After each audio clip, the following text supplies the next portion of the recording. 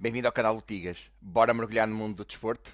Este é o teu podcast semanal de desporto. Esta semana tenho o privilégio de falar com o Nuno Chaves. Antes de avançar, vou pedir que subscrevas o canal, que atives o sininho para mais notificações e que partilhes este vídeo com familiares, amigos e conhecidos amantes do desporto, tal como eu, tal como tu. Esta será uma conversa muito interessante sobre ténis. O Nuno, para além de ser jornalista na TVI e na CNN Portugal, é um apaixonado pelo ténis, é alguém que colabora com o site especializado Bola Amarela desde 2017, site esse que eu consumo e consulto praticamente todos os dias, é como se fosse a minha bíblia do ténis em Portugal, portanto será um privilégio e um gosto muito grande falar com o Nuno e ter o Nuno aqui no meu podcast.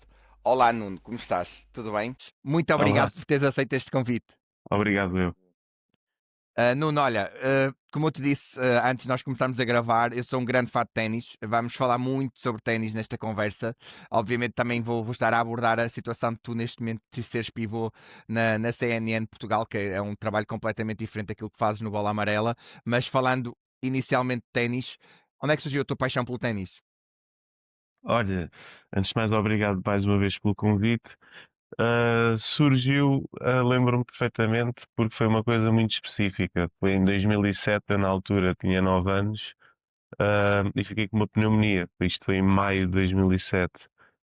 Então fiquei uma semana em casa, não ia à escola, e naquela seca dos dias, na altura ainda dava gosto de ir para a escola. Andava a fazer zapping e apanhei o Masters 1000 de Roma na televisão. E pá, deixei aquilo ficar, comecei a achar piada e, como se costuma dizer, depois o resto é história. Comecei a ver cada vez mais torneios, a descobrir cada vez mais e acabou por se tornar uma paixão e desde a acompanhar assiduamente o circuito. Estou desde 2008, portanto, aí já. Eu sou de 97, mas faço anos em novembro, portanto, com 10 anos e meio comecei. A primeira grande final que eu me lembro é a de Nadal Federer de Wimbledon 2008, que estava de férias em Espanha. Essa é é o primeiro grande jogo que eu me lembro. Até quase, até é mal estar a dizer isto, que parece que sou mesmo muito novo e realmente sou, mas para trás não tenho assim grandes memórias, mas a partir daí foi um crescer desta paixão que eu tenho pelo ténis.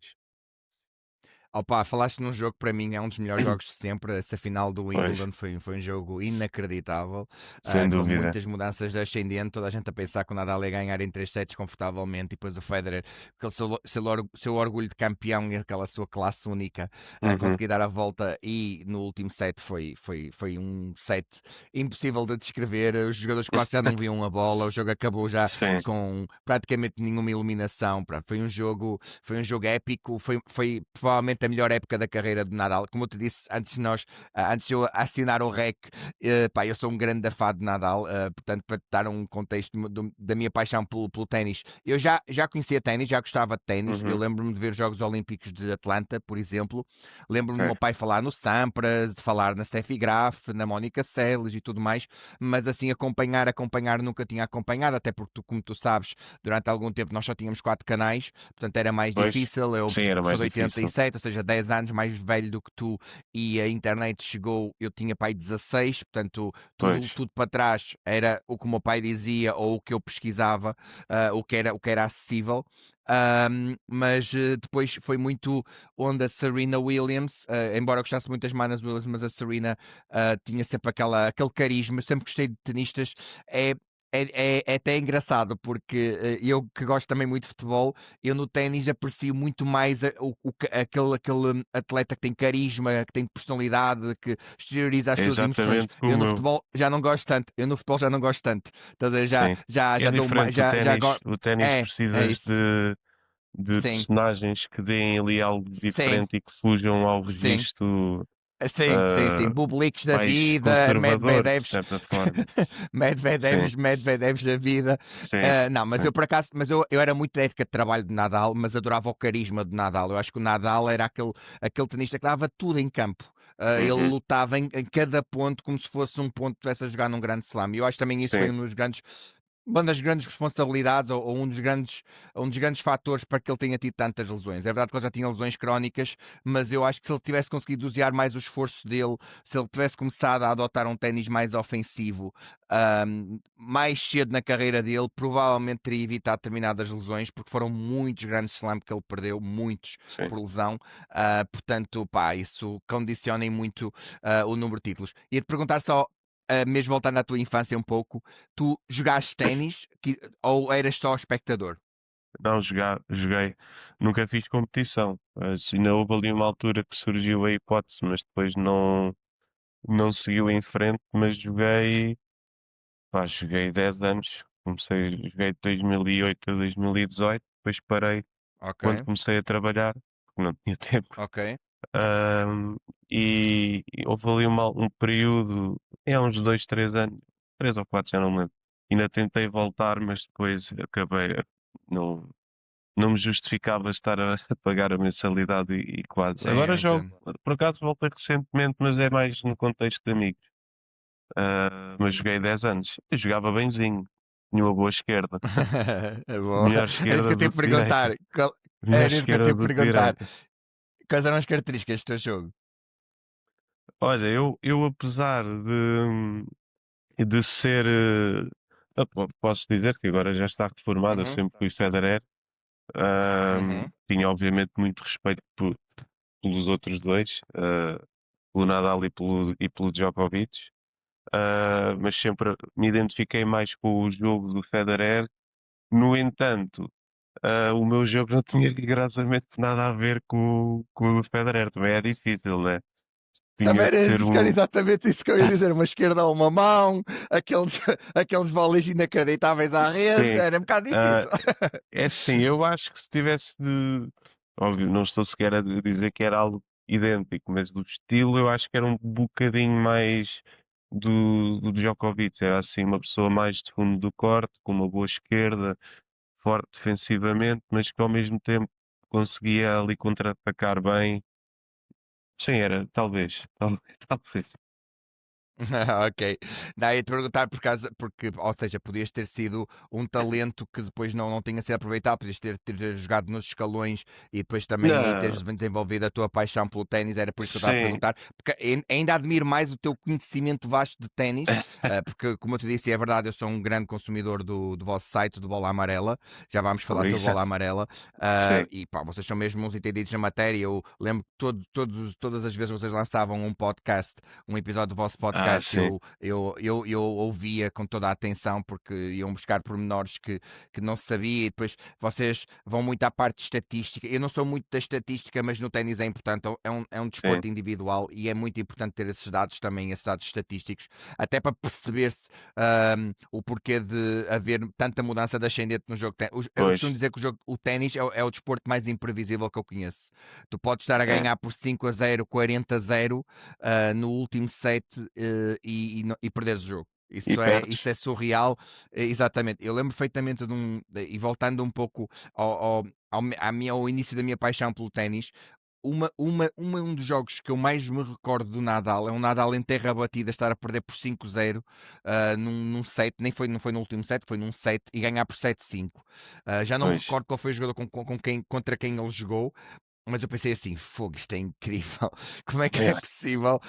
Como é é que é verdade. possível ganhar 7 jogos seguidos desta forma? Porque é E um jogo pronto, muito olha, mental. No caso é muito desse, eu mental. lembro-me desse, não me recordo também, mas basta. Também. Este jogo foi no Masters Estás a 1000 de perder. Hamburgo, que agora já Sim, não é Masters foi, 1000. foi. Acho que É sim. que estás a perder Sim. 5-0, depois ganhas o teu serviço 5-1, de repente fazes um break 5-2, já entras Sim, na cabeça é isso. do outro. É pá, sim, epá, e uma das finais foi mais dolorosas para mim, como Nadaliano, foi a do Australian Open 2012. Nadal a servir com Ah, 4-2, 30-15 no seu serviço, uma bola facílima à rede que ele manda para fora. A partir daí muda completamente o ascendente. E pensei assim: pois. não é possível. Quase 6 horas eles tiveram-se que se sentar porque estavam cheios de câimbras. Bem, não, Sim. esquece, foi. Ser Nadaliano não foi fácil. Tive Ah, grandes vitórias, mas ser Nadaliano não foi nada fácil. Não foi nada acredito. fácil. E também mas é assim, tu lá está, Mas tu também isso aí é válido para acompanhas todos. sim, tu acompanhas a hegemonia, um bocadinho do reinício da Sim, hegemonia, mas como eras muito novinho, não acompanhaste os anos de total domínio do não, Federer, que é isso ali já não. antes de aparecer o Nadal. Antes de aparecer o Até Nadal, o Federer. 2006, Sim, até aquela final 2007 ainda, de Australian Open com o Marcos Baghdatis, aí sim, havia um claro domínio ascendente do Federer em relação aos outros. Eu continuo a dizer, apesar de ser um nadaliano, para mim o Federer é melhor tenista, tinha mais qualidades tenísticas, por assim uhum, dizer. O que eu acho é que o Nadal conseguia entrar dentro da cabeça dele.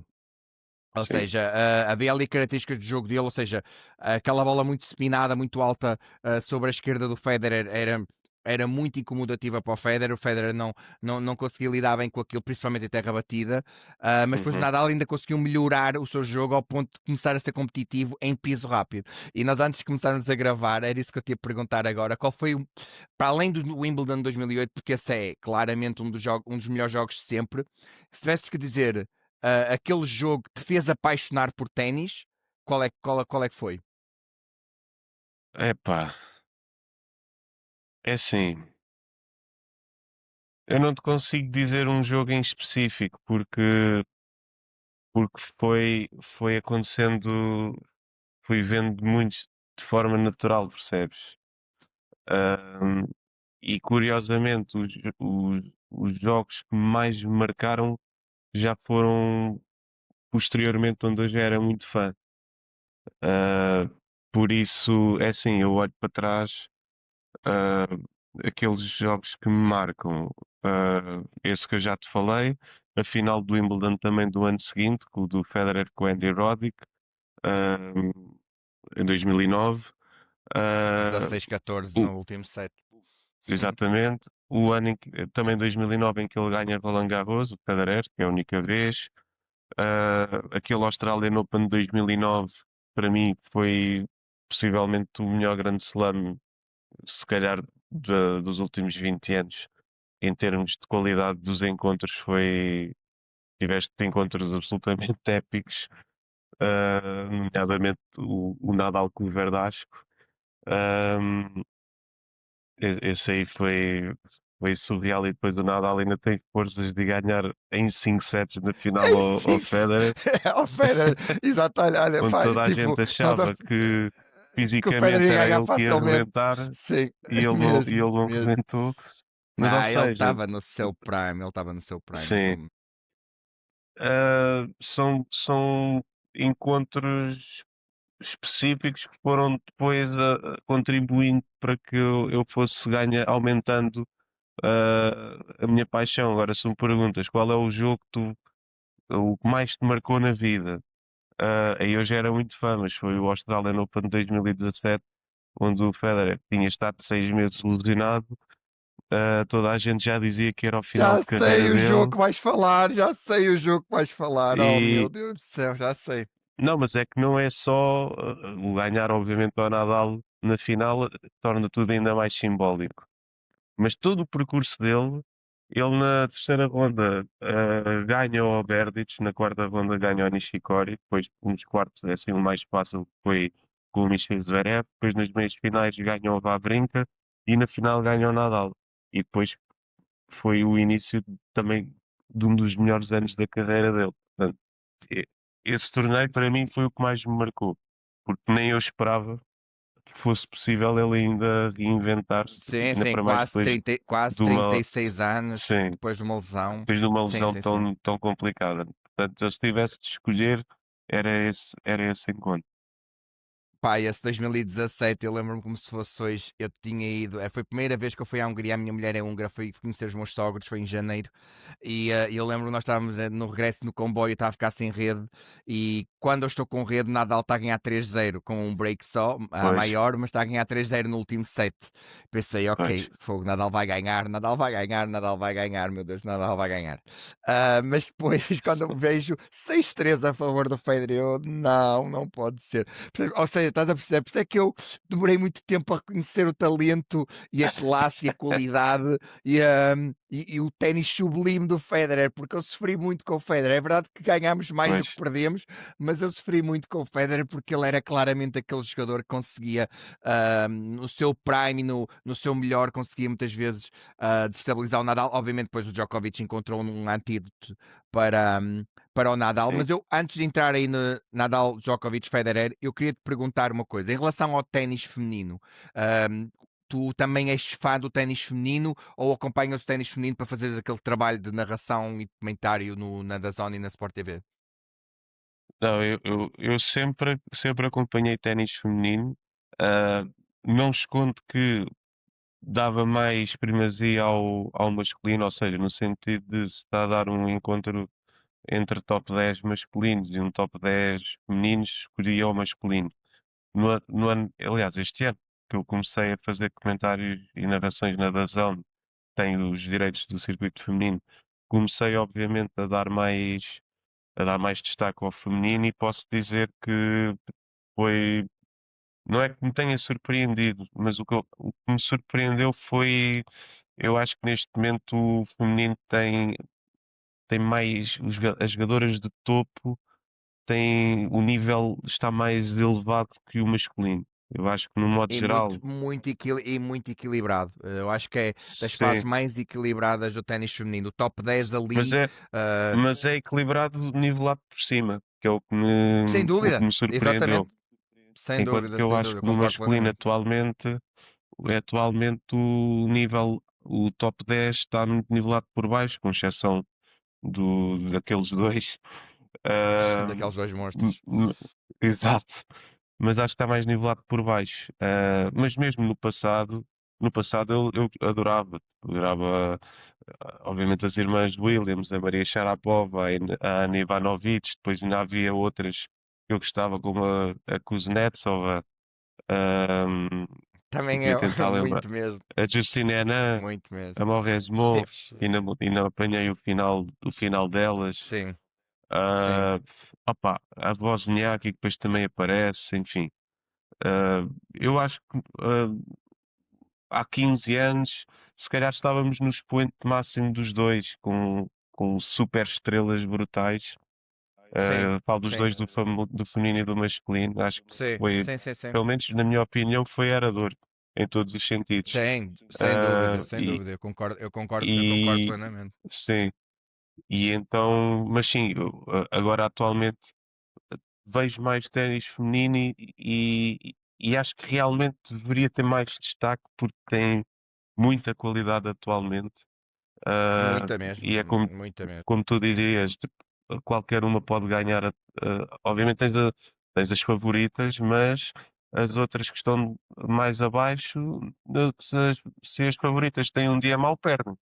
E enquanto Não, não, que no masculino, por exemplo, e nem é só o isso, eu concordo Alcaraz e o plenamente. Sinner nem a jogar mal Sim, perdem, porque o sim, nível deles é não, muito superior ao resto. é muito superior. Sim, mas eu por acaso o que eu te ia dizer, tanto é que está equilibrado o circuito feminino que nós vemos isso nas WTA Finals. A última apurada, a Helena Rybakina ganhou os 5 jogos, portanto, Pois, e precisamente. ganhou o título. Portanto, é verdade que era um piso Exatamente.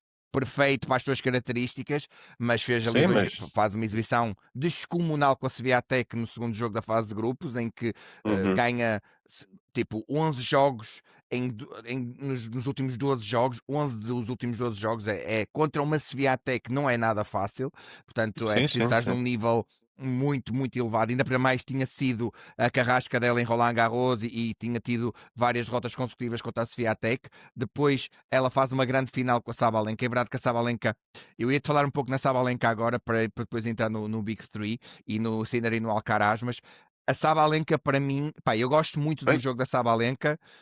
desculpa. Não faz mal. Não faz Eu mal. aqui. Eu gosto muito do jogo. Não faz mal, não faz mal.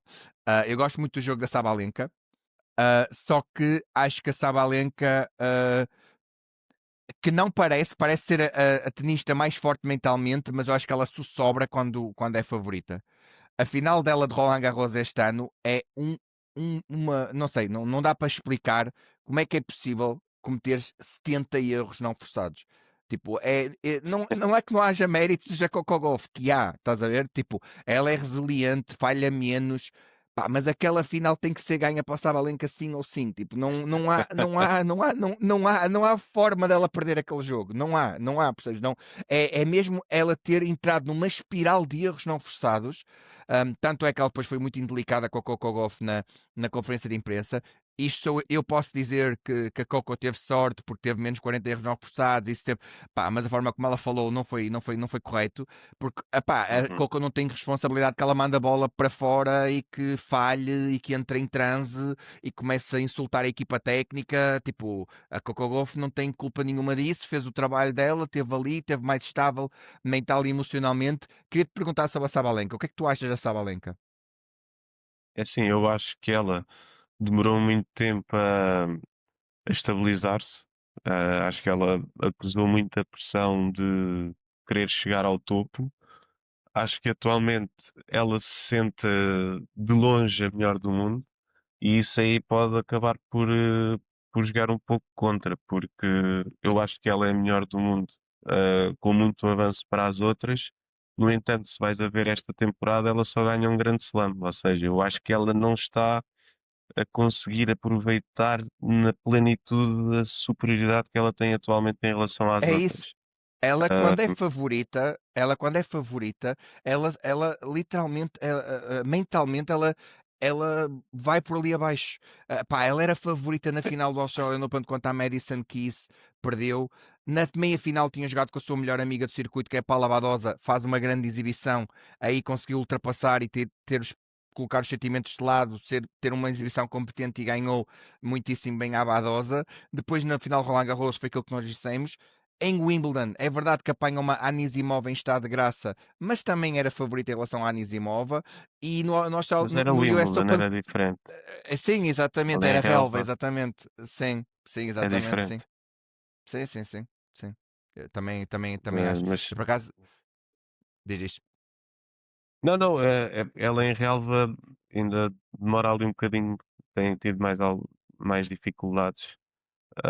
Por isso eu, por exemplo, em relva não esperava de todo, não me chocou tanto essa derrota. E depois no US Open eu até estava curioso para ver, porque era tipo surreal se ela acabasse um ano sem ganhar um grande slam. Mas ela, lá está aí, mentalmente foi. Eu não acho que seja tanto. Eu percebo o que estás a dizer e concordo em parte, mas não acho que o problema dela seja mental. Como é, Ok. é um bocado. É quase um contrassenso isto que eu vou dizer, mas o que eu acho é que eu acho que ela se sente favorita e tem um plano A. E depois, quando as coisas não começam a correr como ela acha que vão correr, ela não consegue sair do plano A. E então começa a jogar ainda com mais força. É quase um masoquismo. E depois acaba por jogar contra ela. Mas ela é sempre fiel ao seu plano. Por exemplo, no caso de Roland Garros também foi um jogo muito peculiar, estava super vento Sim, as e condições de jogo não ela, eram as melhores. sim, e a Goff, além do vento, a Goff tem a arte de fazer as adversárias jogarem mal. Este ano ela ganhou inúmeros encontros onde o jogo foi péssimo. Ah, Exatamente. ela Exatamente. tem E é pá, uma virtude.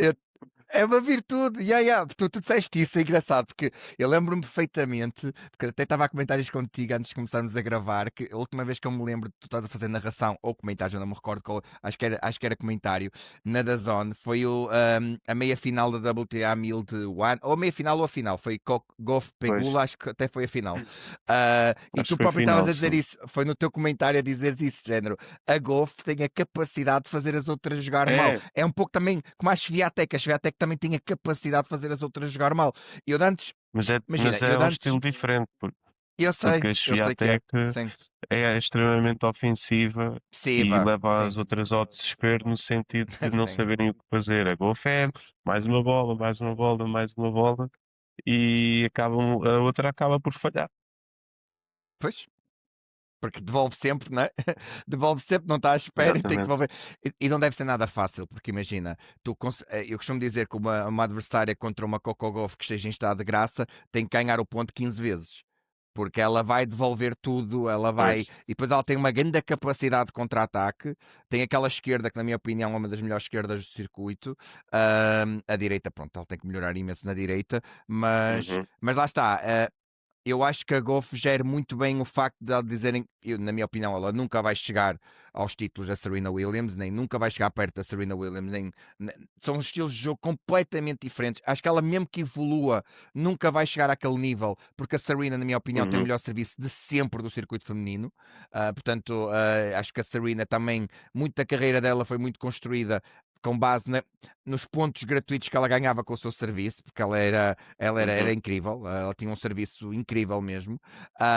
E eu acho que agora isso não vai acontecer. Tu para 2026, já projetando 2026 antes de voltar ao circuito masculino, quem é que tu achas que pode ser a grande adversária da Sabalenka? Achas que a Anisimova finalmente pode ganhar um grande slam e chegar ao número mundial?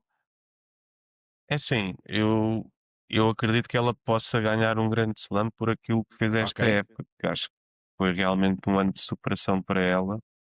Ahm, se chegar já a número um, isso não acredito, porque acho que a Sabalenka vai continuar a ganhar grandes slams este ano. Aliás, mesmo agora para o Australian Open, ela é favorita. Quem é que pode? Acho que estou curioso para ver a Rybakina, porque ela começou muito mal, também teve um ano cheio de situações extra-jogo Polémicas que a extra-corte, prejudicaram. exatamente.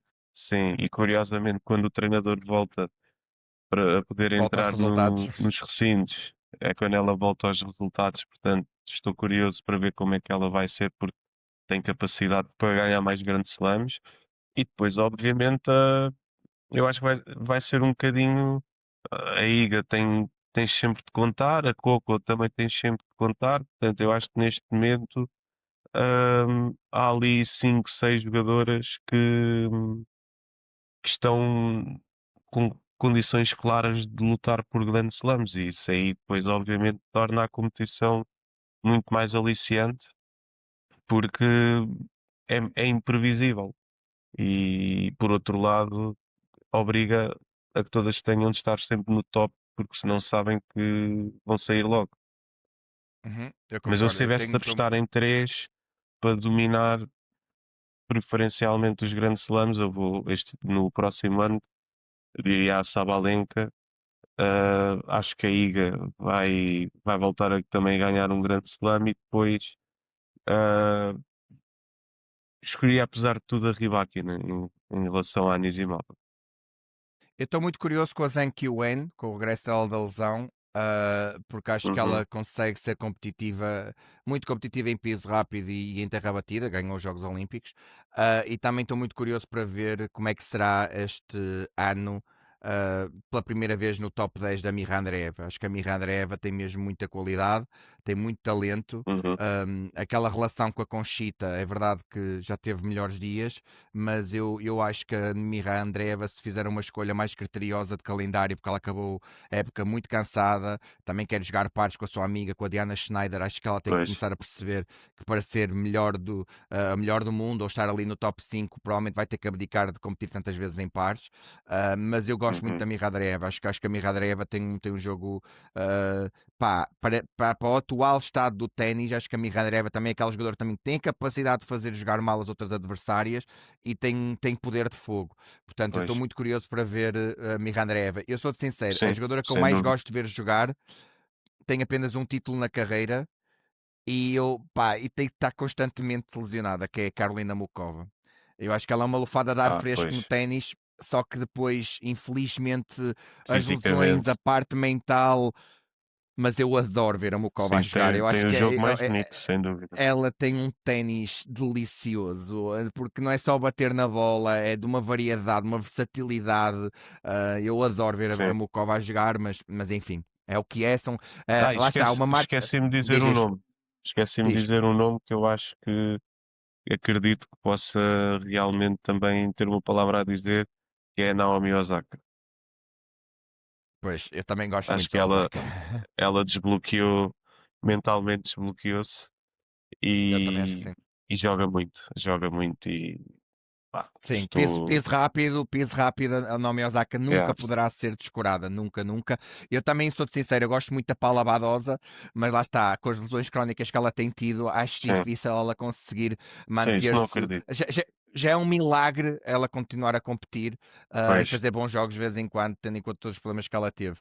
No circuito masculino, tu disseste e é verdade, eu concordo, estamos num monopólio, num binómio Yannick Sinner, Carlos Alcaraz, mas eu vou-te ser sincero, eu não vou compará-los ao Big Three, mas a intensidade de jogo deles é algo nunca visto. Eu nunca vi nenhum tenista jogar a alta voltagem durante tanto tempo. Então o Sinner é um robô. O Sinner tem um nível exibicional tão constante que a sério, eu acho inacreditável o Alcaraz dominar o confronto direto entre eles. Porque o Alcaraz é muito mais técnico, é muito mais vistoso o ténis dele, embora eu acho que o Sinner tenha melhorado muito, está cada vez Uhum, mais criativo, está cada vez mais imprevisível. Ele próprio assumiu isso, a dizer que em todas as sessões de treino que eu vou, é com o Alcaraz que eu tenho, é o Alcaraz que eu tenho na minha cabeça, porque eu preciso de melhorar para começar a ser mais competitivo em todas as superfícies. Eu gosto mais de ver o Alcaraz a jogar. O Alcaraz dá-me aquelas vibes de Nadal, aquele carisma, aquele vamos, aquela interação com o público e tudo mais. uhum, Ahm, mas o Alcaraz tem muitos momentos de desconexão e não pois. tem tanta facilidade em manter um nível competitivo muito alto. Mesmo nas grandes vitórias que ele conseguiu contra o Sinner, por exemplo, aquela grande final o ano passado em Pequim, num ATP 500, que podia ter sido uma final de um grande slam, mais 3 horas, foi inacreditável aquela final. Mas, por exemplo, final de Roland Garros, epá, é como o ténis é muito assim, estás a ver? O ténis é muito assim. Aquele jogo podia ter sido ganho perfeitamente pelo Sinner em 3 sets ou em 4 sets, só que depois o Alcaraz, quando entra em estado de graça, tem um bocadinho mais que o Sinner, estás a ver? Pois. Tem um bocadinho mais. Mas tu vês assim alguém, por exemplo, tu és tão entusiasta com o João Fonseca como os brasileiros são, ou achas que é um hype demasiado exagerado em relação ao João Fonseca? Não, não acho que seja um hype exagerado. Aliás, felizmente ah, já vi muitos torneios ao vivo, já vi muitos jogadores ao vivo e eu nunca vi um rapaz que batesse tão forte na bola como ele. É mesmo absurdo. O som sai da raquete dele é mesmo potência pura. Acho sinceramente que ele é o único que pode chegar neste momento, olhando para o circuito. Acho que é o único que pode começar a dar luta. Não acho que vá ser já. Não acredito que seja para o ano, nem se calhar daqui a 2 anos. Mas acho que tem tudo para lá chegar. Ahm, Porque eu acho que aquilo que lhe falta é ganhar ali um bocadinho mais de consistência, ou seja, perceber também que não é necessário estar sempre ao tiro, e arranjar ali coisas diferentes. Um Obviamente que slice, um sim, amorti, subir mais não, à variar, rede, sim. dar um bocadinho mais, Uhum, principalmente com a direita, que ele tem muita tendência para, uhum. para exagerar Espancar a com a bola. direita. Sim. Perceber que há mais coisas que podem ser feitas, um bocadinho mais de spin, variar um bocadinho mais o jogo, não jogar sempre, não querer ir sempre para o winner. O que ali, atenção, eu não condeno ninguém que queira ir para um winner, mas há momentos e momentos, e eu acho que ele ainda está a tentar conhecer um pouco também aquilo que é capaz de fazer, por isso é que acho que tem um enorme potencial. Mas sinceramente, olhando para o circuito atual, estou aqui a ver, assim de cabeça, não, não vejo mesmo mais ninguém. Falo em termos de Opa, potencial, em termos de sim, sim, sim. potencial. Eu espero sempre que este é o ano em que o Zverev ganha um grande slam, porque eu acho que ele tem ténis para ganhar um grande slam, estás a ver? Eu acho que já Tipo, não é. passou à altura, sinceramente. Pois lá está. Se os dois não competirem, Sinner e Alcaraz, não é? Abre-se ali uma janela de oportunidade. Mas sim, eu percebo o que tu estás a dizer, eu entendo, até porque eles têm ganho tudo, têm dividido os grandes slam entre eles. Estou muito curioso para ver, e vou entrar já nesta situação que foi.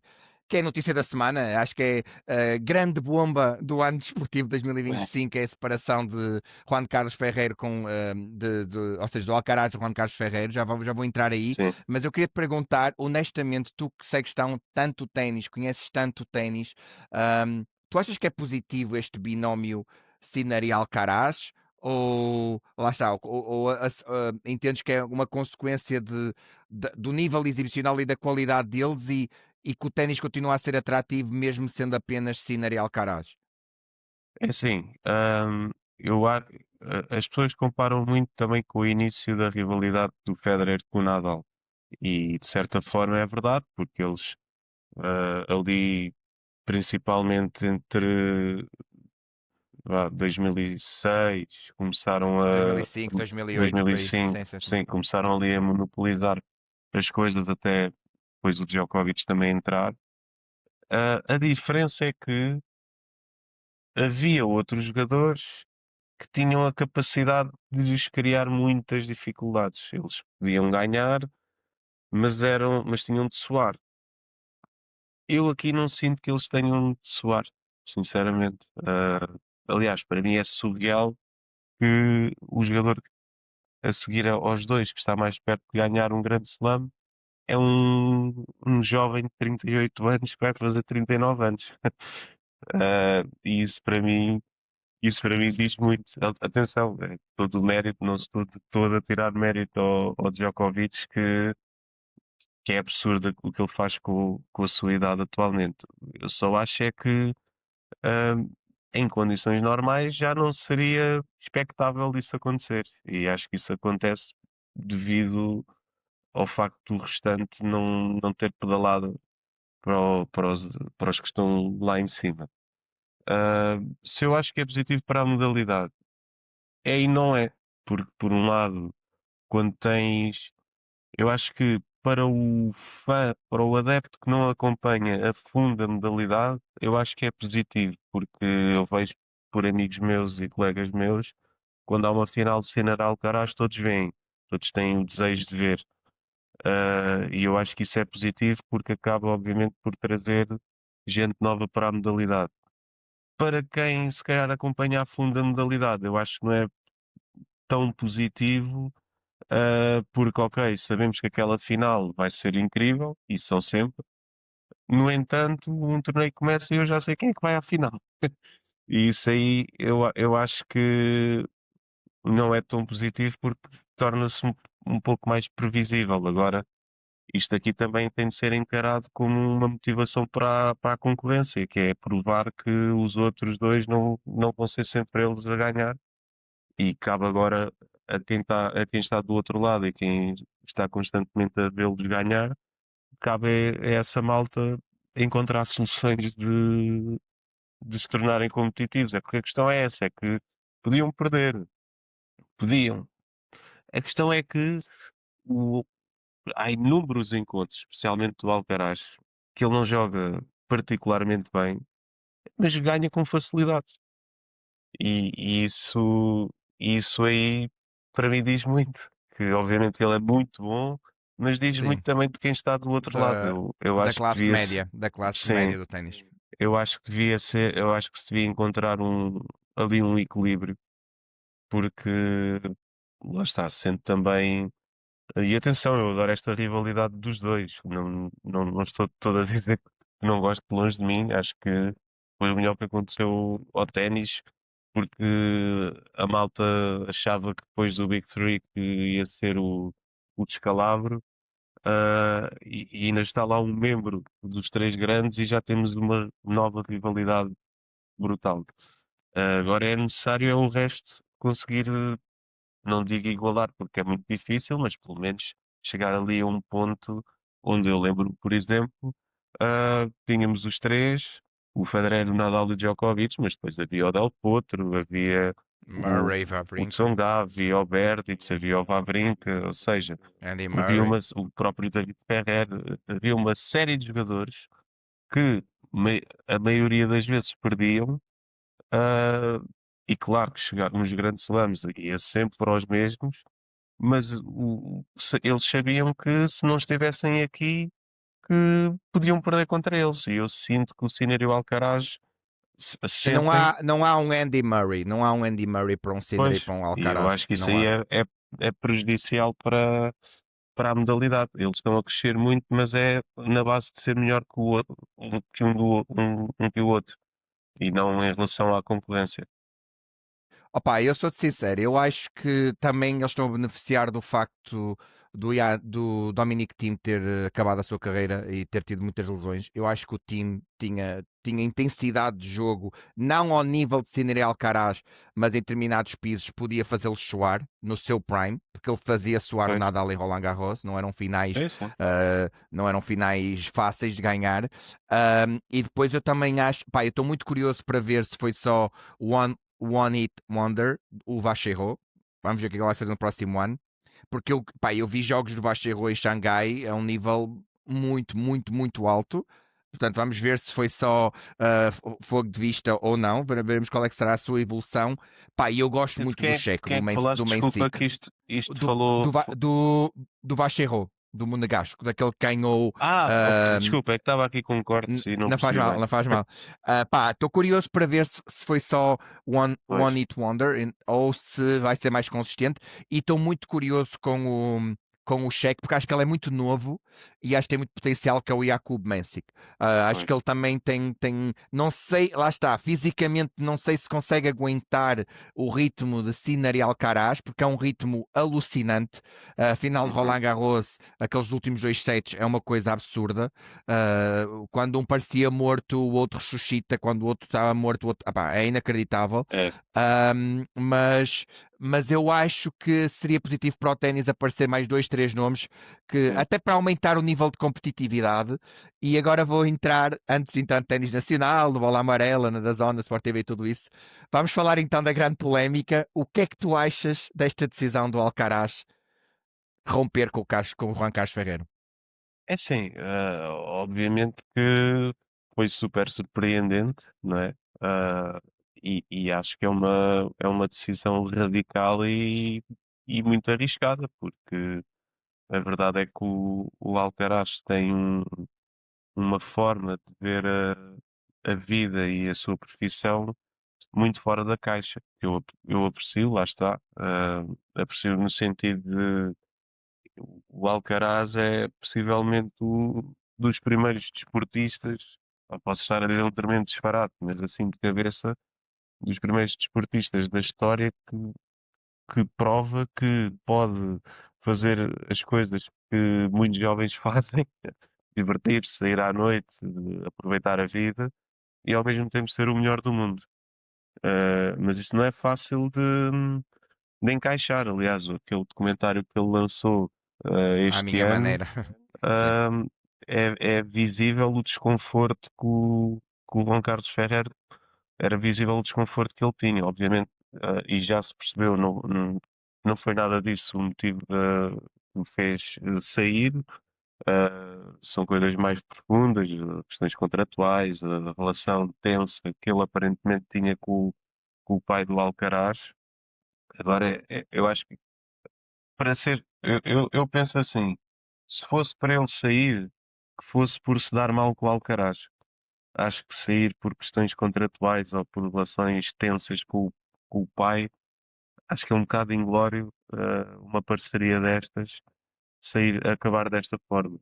Agora, estou muito curioso também, por um lado, vendo na perspectiva do Alcaraz. Agora, ele pode também usar isto como motivação para provar que consegue sem o Ferrer, porque as pessoas também, obviamente, usam muito, olham muito para o Alcaraz como um produto do Ferrer e agora ele pode querer também provar que consegue sem o Ferrer, apesar de eu ter a certeza que ele queria continuar com o Ferrer.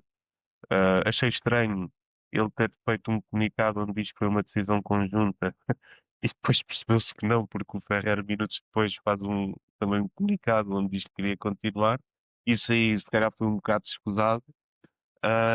Agora estou muito curioso para perceber quem é que ele vai buscar, porque lá está, pois além de todas estas particularidades, e na outra que é ele quer treinar em Múrcia, quer quando não está a treinar, quando não está em torneios, quer estar em casa. E nem todos os treinadores podem querer adaptar-se a vou dizer, estilo de vida, mas a verdade é que ele também é o Alcaraz e é número um do mundo, portanto também é normal querer impor aquilo que quer.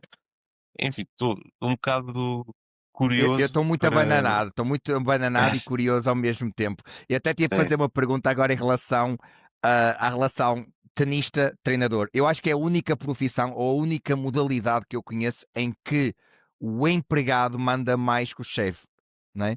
pois. Ou supostamente, ou seja, o treinador no futebol é quem manda mais, é quem mais ordena, é quem lidera. Sim, sim. No ténis, não, o treinador está dependente daquilo que o jogador quer. É o E o que jogador eu que lhe paga acho o é salário. que é exatamente isso, é o jogador que lhe paga o salário. Portanto, eu estava a ouvir ontem, eu vi vários canais, vários programas espanhóis, vários podcasts também, e é uma coisa que eu também percebo que para a personalidade do Alcaraz, que é alguém que quer fazer as coisas à sua maneira, que é alguém muito irreverente, que é alguém que vê o ténis de uma maneira completamente diferente, ele próprio, durante o seu estilo de jogo é imprevisível, é irreverência em corte. Claro que ganhou muita consistência, claro que ele teve que começar a ser ah, menos inventivo com o Sinner, principalmente os jogos com o Sinner, mas com os outros Uhum. jogadores, já dissemos, e é verdade, ele pode ser a sua melhor versão, ou até nem ser a sua melhor versão e ganha, mas eu no caso dele, eu acho que é muito ele ter chegado a um momento, tem 22 anos, acho que aquele documentário foi muito, muito fraturante. Até acredito que se ele não tivesse ganho Roland Garros, que isto já tivesse acontecido. Eu acho que a decisão não foi dele, não foi do Alcaraz. Acho que, pelo que eu percebi, também há ali coisas relacionadas com o pai, como tu estavas a dizer e tudo mais. Mas também acho que ele chegou a um momento em que se cansou de ouvir aquilo que não quer ouvir. E é um risco enorme que ele está a tomar, porque isto é antes da pré-época começar, antes do título do Australian Open, que é o último que lhe falta no Grand Slam, e ele quer, de certeza absoluta, de ser o tenista mais jovem de sempre a ganhar os 4 Grand Slams. Portanto, ele vai dar tudo, mas não sei a longo prazo. Não digo na Austrália. Na Austrália eu acho que isto não vai ter grande impacto. Eu só não Pois. sei se a longo prazo isto não vai ter um impacto devastador na sua época. O que é que tu achas? Eu sinceramente não acredito que tenha um impacto devastador, porque é assim, se fores a ver, olhando para os grandes nomes, ah, tudo bem que já foi posteriormente e então, do ponto de vista da maturidade, já era diferente, mas o Nadal, quando se separa do tio, também foi um momento altamente fraturante, e de repente ele arranja o Carlos Moia, o Moia aí continua a ganhar. O Djokovic também, quando. O Djokovic, por acaso, é uma situação diferente, porque ele, quando se separa do treinador, como é que ele se chamava? O Marian Marianne Vaida, acho Vaida. que era. Uhum, Marianne Vaida, sim. Aquilo não correu depois bem, que ele vai ao Agassi e as coisas não correm bem, e depois O é Becker. obrigado. É ao Becker. Não, exatamente, já nem me lembrava do Becker, ele continua a ganhar com o Becker. Ele volta ao Marian Vaida depois do Agassi porque sentiu que estava ali a perder um bocadinho, mas ou seja, ele continua também a ganhar depois de se separar do pai, tenístico, quase.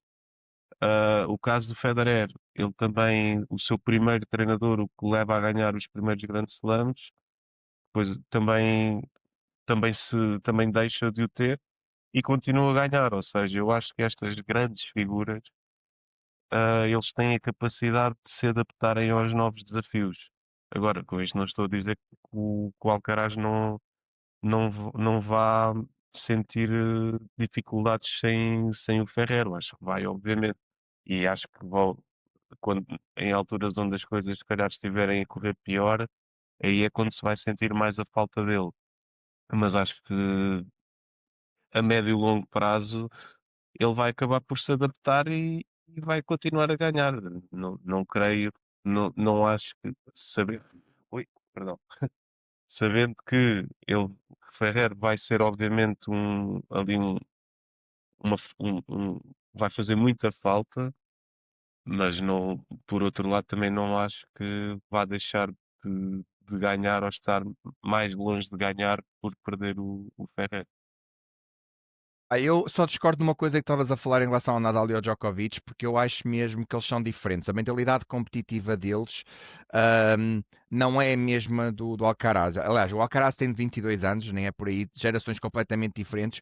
O que Pois, eu sinto é que ele quer ser, se me disseres assim, ele quer ser o melhor da história. Ele diz quase entre dentes que quer ser o melhor da história.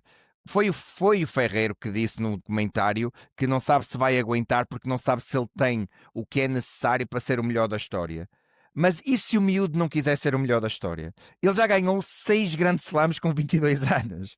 Tipo, já estamos a falar de alguém que já tem um lugar na história do ténis. Claro que ele pode chegar aos 20, pode chegar, sabes? Mas todos nós, como tu disseste bem há uns minutos atrás, todos nós pensávamos que o ténis ia acabar quando o Federer, Nadal e quando o Djokovic começasse a entrar em declínio competitivo.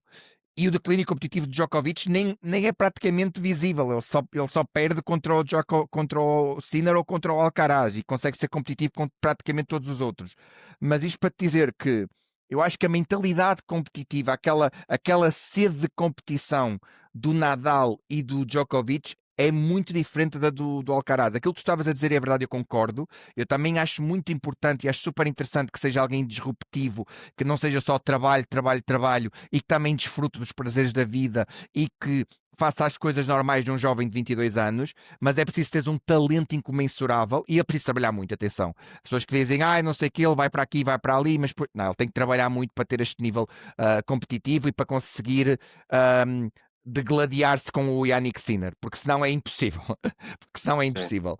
Portanto, mas o que eu acho é que vai faltar muito aquela referência, como tu disseste bem, naqueles momentos mais apertados, ele vai olhar para a bancada e não vai estar lá o Juan Carlos Ferreiro, que esteve com ele desde os 15 anos, que o poliu, e atenção, o que é mais estranho no meio disto tudo é que toda a equipa técnica do Alcaraz é da Academia de Ferreiro.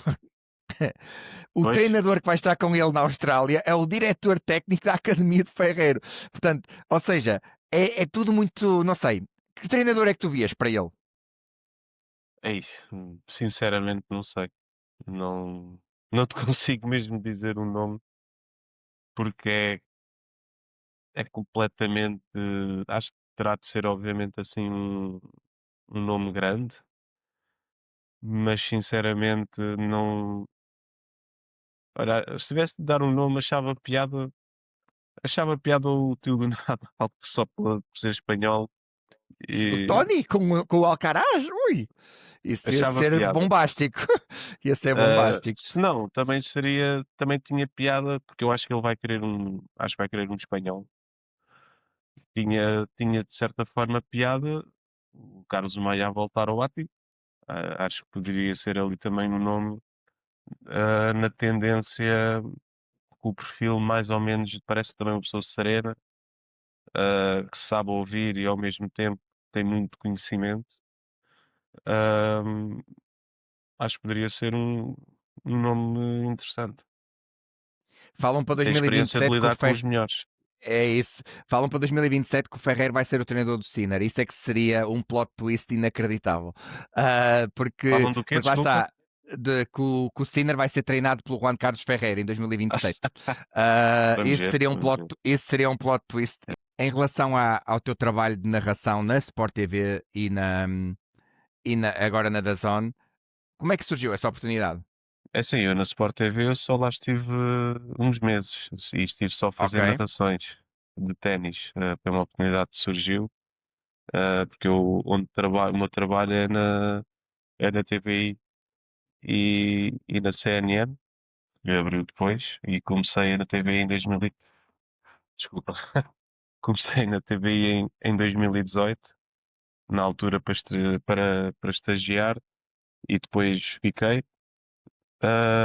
E basicamente a oportunidade surgiu que eu ainda estava a estudar e na altura o meu professor de televisão era o Pedro Pinto, que na altura trabalhava na TV e que hoje em dia é diretor de comunicação do Benfica, e ele na altura gostou de mim, pediu-me o currículo para enviar para a Média Capital para poder ter a oportunidade de fazer um estágio. Acabei por ir lá fazer uma entrevista e depois fui selecionado e fui logo estagiar para o desporto e depois foi dar ao pedal para merecer a oportunidade para ficar. E foi o que aconteceu, felizmente. Ok, e foi aí que foi nesse momento que surgiu a oportunidade de tu fazeres narração na Sport TV? Não, Era algo foi que já muito estavas a depois. pensar? Ok, ok, ok. Não, a Sport TV eu fui para lá. ah, Ora bem, estamos em 2025. Eu fui para lá no verão de 23 e saí em abril de 24. Portanto, Ok, já foi muito ok. depois. Muito depois.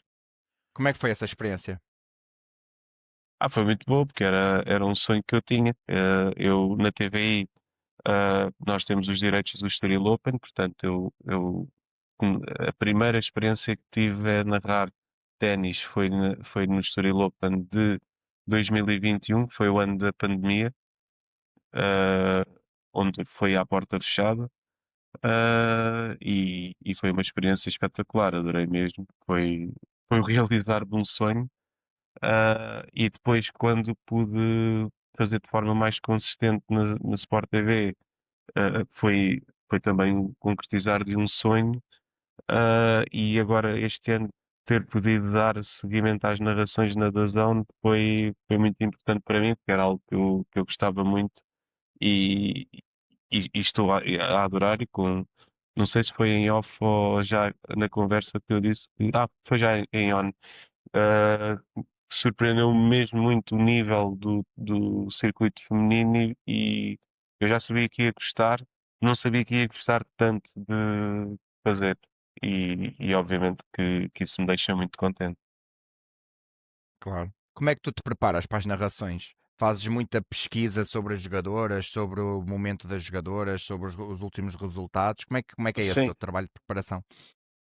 é assim, obviamente que não consigo ver todos os jogos, Óbvio. porque nós da DAZN só começamos a dar a partir dos quartos de das meias finais, dos 250 e dos 500, e nos 1000 damos a partir dos quartos.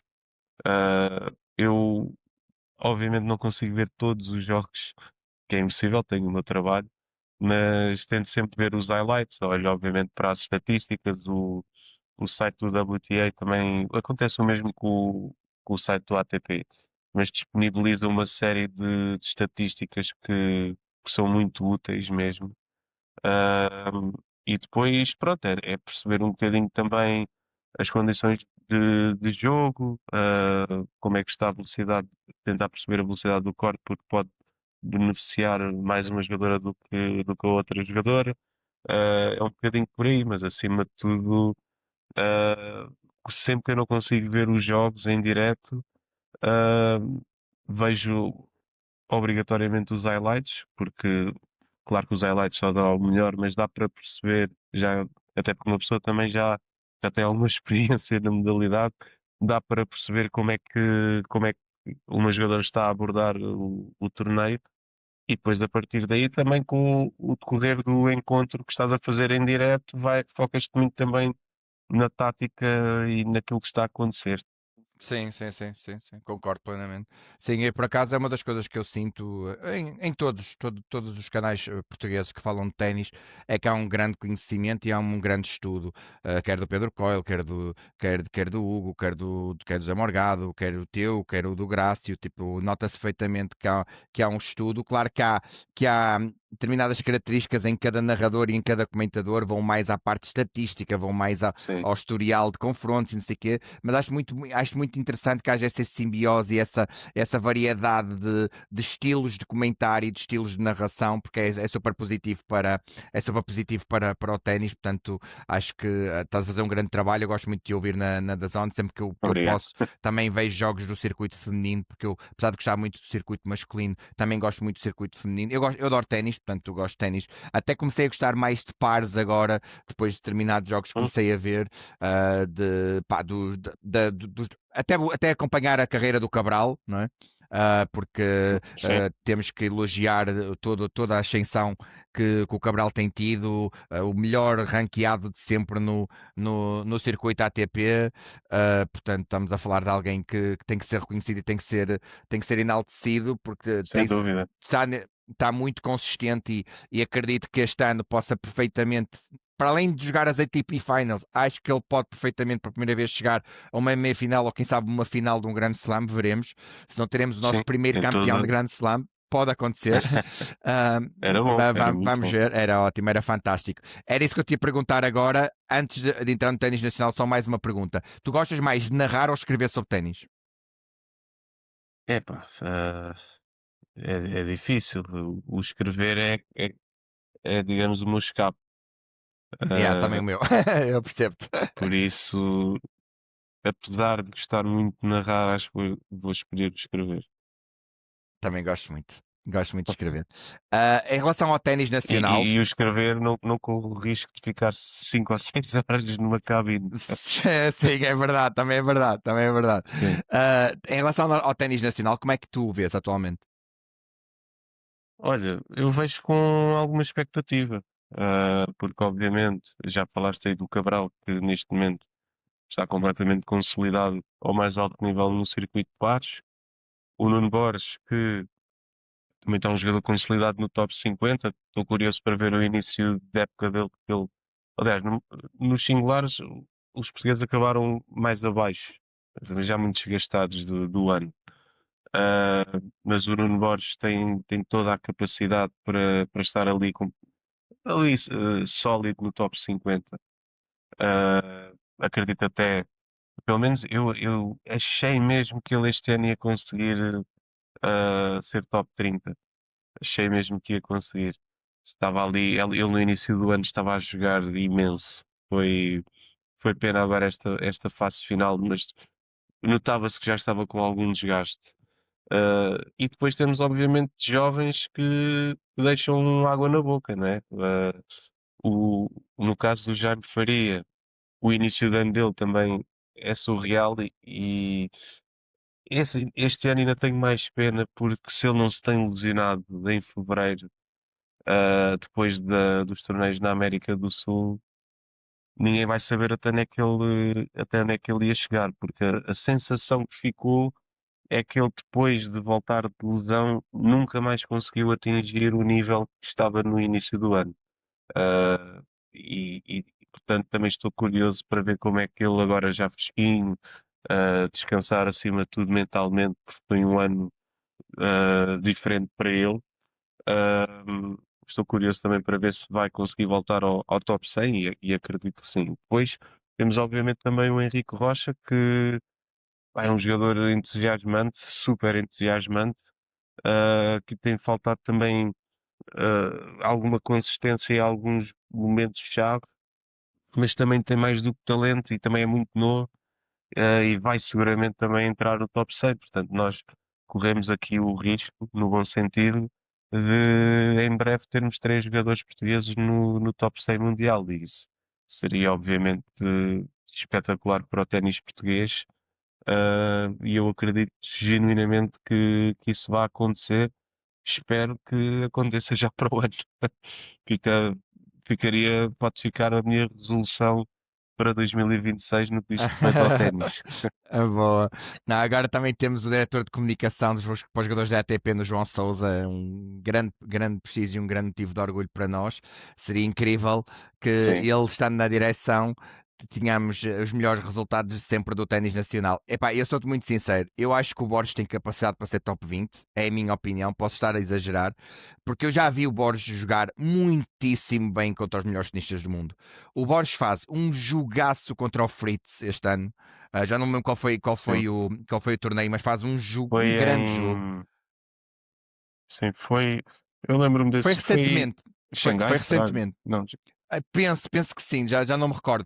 Depois teve muito pouca sorte contra o Caixa Nova em Wimbledon, porque podia perfeitamente chegar aos oitavos de final, porque sim. E com o teve Tommy Paul ali, no US Open. e com o Tommy Paul no US Open era exatamente isso que eu ia Foi fazer. Para mim foi o melhor possivelmente jogo do o US melhor Open. jogo do torneio, esse. Yeah, o melhor Sim, jogo do torneio para mim foi esse. Claro que ele depois ficou muito desgastado. Por isso é que eu te digo, ou seja, eu acho que o grande trabalho do Borges devia ser ele ser consistente contra tenistas top 50, top 100, top 70, porque se ele conseguir manter a regularidade exibicional que ele consegue quando ele se transcende contra estes grandes jogadores, eu considero mesmo que ele tem capacidade para chegar ao top 20, porque acho que ele tem características muito próprias. Lá está, é outro jogador que também sabe fazer jogar mal os outros jogadores, é muito consistente, não tem uma grande arma, uma grande pancada, mas é muito sólido de ambos os lados. E pá, eu vejo muito sinceramente que ele possa ganhar mais títulos, não só aquele título Uhum. que ele ganhou ao Nadal. Acho mesmo que ele pode ganhar mais títulos e acho mesmo que ele pode ser o melhor, o tenista com o melhor ranking. De sempre no nosso ténis, vejo-lhe mesmo essa capacidade, porque Sim, imagina, há aqueles jogadores que tu pensas, ok, não falta-lhe regularidade, falta-lhe consistência. Eu acho que é contra os grandes jogadores que tu vês se há ali capacidade ou não, mas é depois contra os outros que tu vês ahm, se é só flor de um dia ou se é possível ser consistente. E eu vejo sim. muito essa capacidade no Borges. Eu quero acreditar com mais maturidade, mais um ano, se calhar a escolher melhor o calendário dele, a não ter tantos torneios.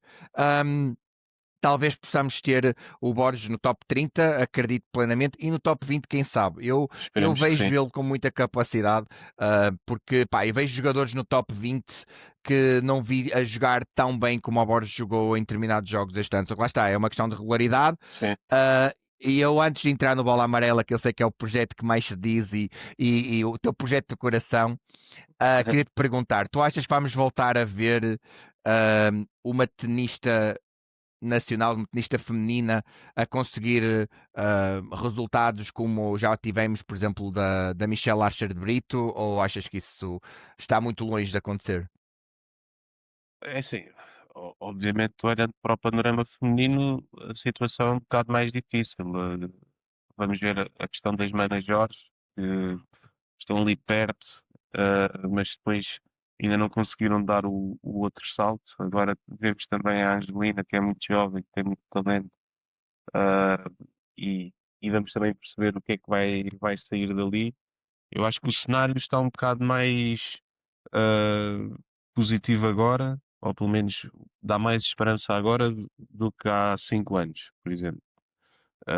Agora, obviamente, o circuito feminino também é muito competitivo, até nos lugares mais para baixo, e torna mais difícil esse crescimento. Ah, mas se eu tivesse de dizer, eu acho que neste momento, pelo menos, existem mais condições para voltarmos a ter uma jogadora no top 100 do que há 5. Portanto, quero também acreditar que daqui a 5, ah, se não tiver já acontecido, estejamos ainda mais perto de voltar a ter. Eu também quero acreditar, eu vejo muito potencial nas managers, acho que pelo menos uma delas pode chegar ao top 100. É uma questão de regularidade, ter dois ou três torneios em que as coisas corram bem. Eu acredito que isso também possa acontecer. Vamos falar agora aqui no Bola Amarela. Como é que surgiu a oportunidade de começar a trabalhar com a Bola Amarela e porquê é que tu dizes que o Bola Amarela é o teu projeto mais especial? Olha, eu comecei a escrever para a Bola Amarela em janeiro de 2017, portanto, faz 8 anos, sim, faz 8 anos agora em janeiro, e Faz começou novo. por. Não, pois é, vamos para 2026, é verdade. Faz 9. Portanto, como é que começou? Houve uma vez que isto foi ou novembro ou dezembro de 16, eu vi que eles estavam à procura de colaboradores, e eu candidatei-me. Eu já tinha tido algum contacto com eles, com as pessoas que estavam na altura, ah, porque eu fui voluntário no Estoril Open 2016, e então foi, digamos, a minha porta a primeira vez que tive contacto com malta do meio. E pronto, eles depois pediram-me para enviar um artigo de teste, não sei o quê, gostaram, e depois fui entrando aos poucos. O momento mais especial para mim foi, sem dúvida, em abril de 2018, fui a Estocolmo sozinho fazer a Taça Davis do Suécia-Portugal. Uh, era o único, vou dizer, jornalista, que eu na altura ainda estudava, não tinha carteira, mas era o único membro da comunicação social portuguesa presente. Então foi uma experiência espetacular e infelizmente perdemos a eliminatória, mas foi uma experiência brutal. No final, lembro-me, como eu estava sozinho, fui tipo, aos balneários falar, deixaram-me falar nos balneários com os jogadores, mesmo durante o jogo, mandaram-me para a comitiva, estava ali ao pé da comitiva a ver os jogos, portanto, vibrei ainda mais. ah, e foi sem dúvida assim a experiência mais especial que eu tive no Bola Amarela. O que é que torna o Bola Amarela tão especial para ti? Eu acho que transmite bem a paixão que nós que escrevemos lá temos pelo ténis, porque aquilo no fundo não vou dizer que é um passatempo, porque é muito mais do que isso, né? Mas todos nós temos as nossas vidas. No entanto, todos nós dedicamos também muito a nossa vida ao site, porque é algo que é quase o nosso bebé, que já é bastante grande. O Bola Amarela, creio, espero não estar a dizer nenhum disparate, mas eu acho que existe desde 2007, acho, Sim, tenho o quase a jogo. Eu certeza. conheci, eu conheci em 2010, acho eu, o site. Pois, Portanto, foi sim, acredito, acredito. o Zé, que está neste momento, é o único que está desde sempre, digamos, o maior, um dos grandes responsáveis do Bola Amarela. Ahm, e eu acho que acima de tudo o que nos distingue é isso, ah, nós conseguimos passar a nossa paixão pelo ténis para o site. Muitas vezes somos os primeiros sites do mundo a dar as notícias. Quando agora isto do Alcaraz e do Ferrer, nós fomos dos primeiros sites do mundo a dar a notícia. E, por exemplo, agora vem a gira australiana, ahm, nós ficamos de madrugada a ver os jogos e a escrever as notícias. E obviamente que isso aí é por paixão, não é? Eu Óbvio, acho óbvio. que é isso que nos distingue, ou que nos torna Eu, um site especial.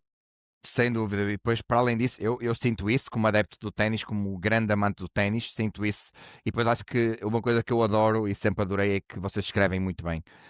E isso é muito bom. Isso é uma das coisas que eu também que eu tentei empregar nos artigos que eu escrevo para a Bola na Rede quando escrevo sobre ténis. É muito isso, percebes? Porque eu acho que o ténis também é muita emoção e é muita paixão. Claro que também é um jogo, é um desporto que deve ser muito.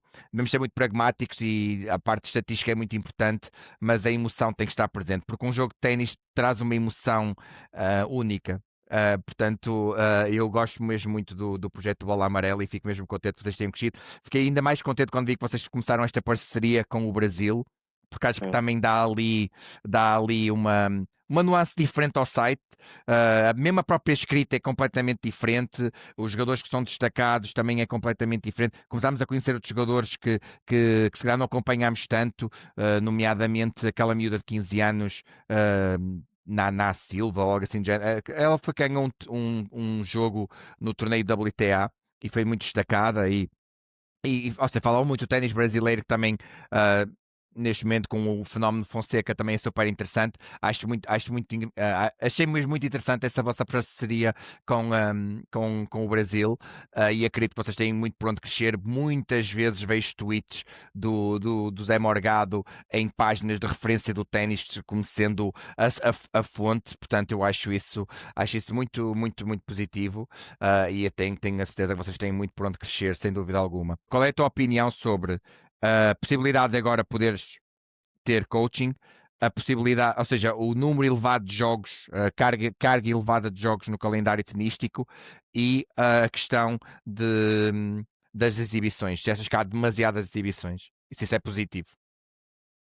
É assim, relativamente ao coaching, eu por acaso eu acho que fizeram bem em legalizar, digamos assim, porque já acontecia. Portanto, pelo menos agora já não há aquelas polémicas de está a falar ou não com o treinador. Eles comunicavam todos, portanto, ao menos agora isso está uniformizado, ah, e já não é um problema.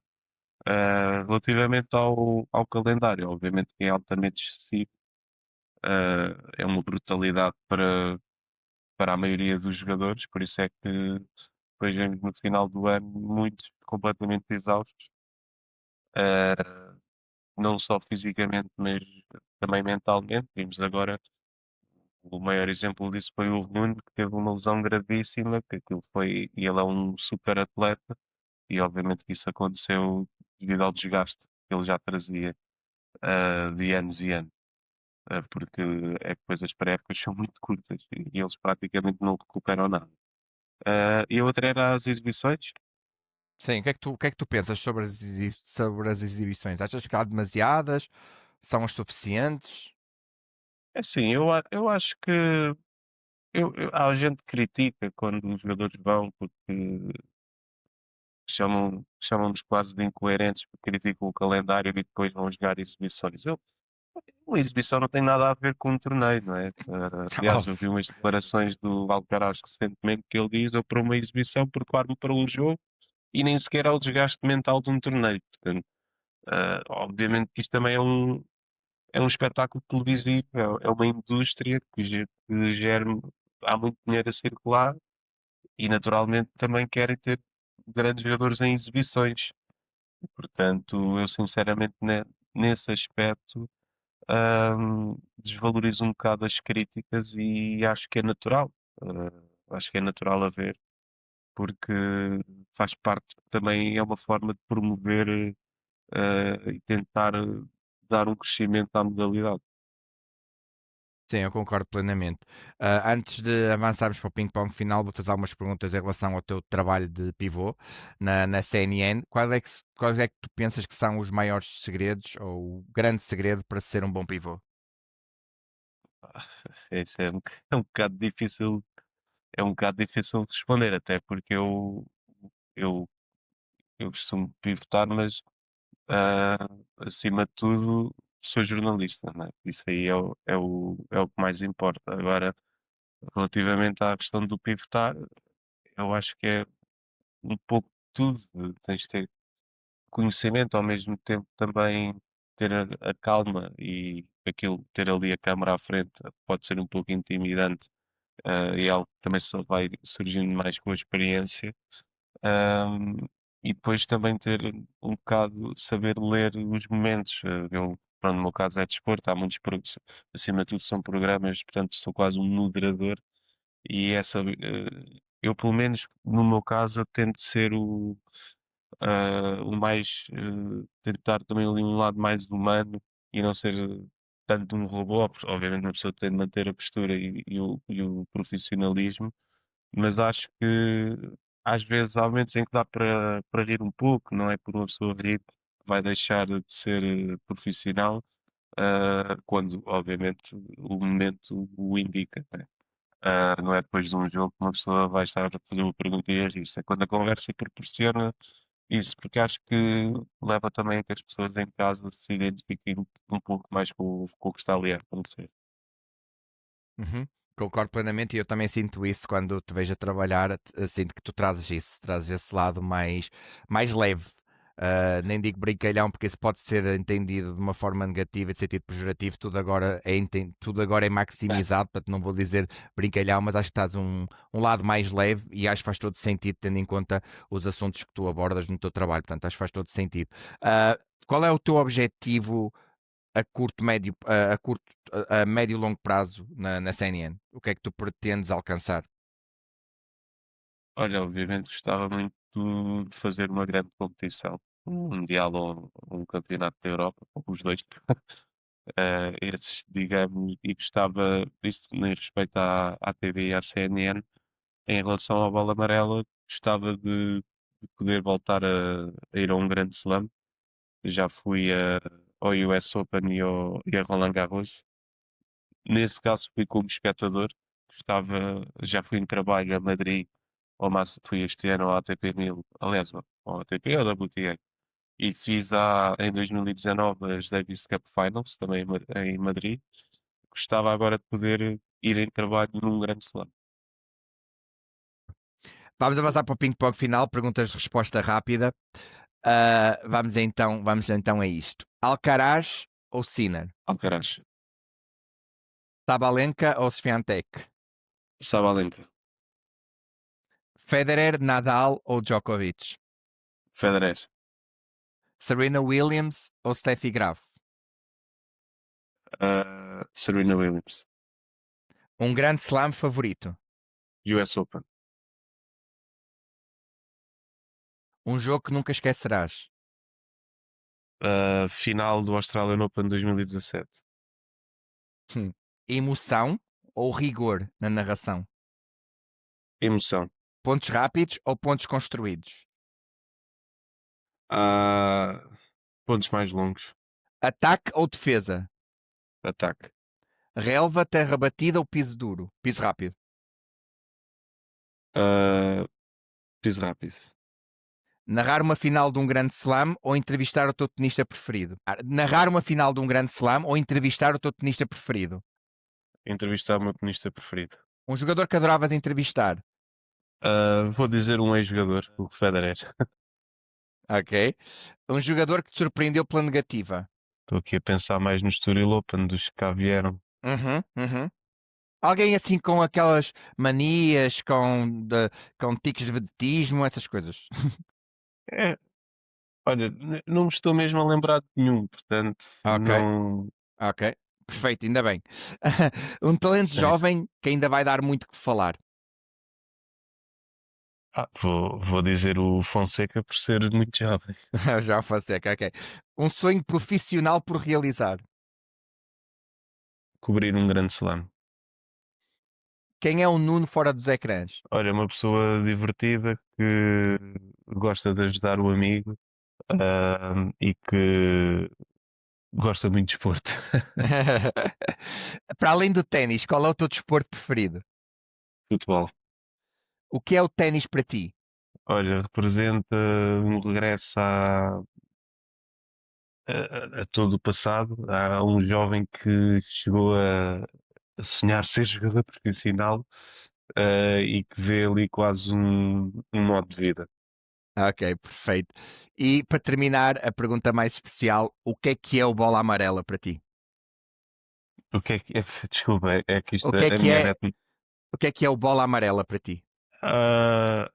É o meu bebé, acho que vou dizer assim. Exato, adorei. Olha, Nuno, muitíssimo obrigado. Apesar de todos os problemas Obrigado. técnicos, não te preocupes, são coisas que Sim, acontecem, desculpa. imponderáveis, podem Sim. acontecer. Foi fantástico, adorei esta conversa, foi incrível. Podemos ficar aqui 3 horas a falar sobre ténis.